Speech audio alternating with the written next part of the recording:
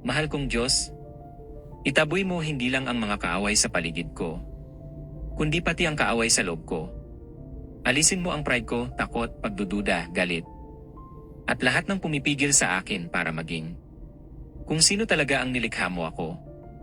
Magsalita ka sa pamamagitan ko kapag wala akong masabi.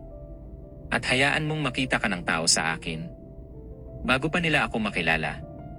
Sinasaway ko ang bawat sumpa na ibinigay sa aking buhay, bawat pasanin ng salinlahi, bawat kasinungalingan na aking pinaniwalaan, at bawat nakatagong bitag na inihanda laban sa akin.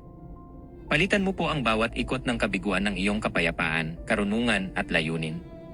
Bigyan mo po ako ng unawa upang makilala ang mga bagay na hindi nagmumula sa iyo, ng lakas ng loob na talikuran ang mga ito, at ng pananampalataya na magtiwala sa iyong takdang panahon.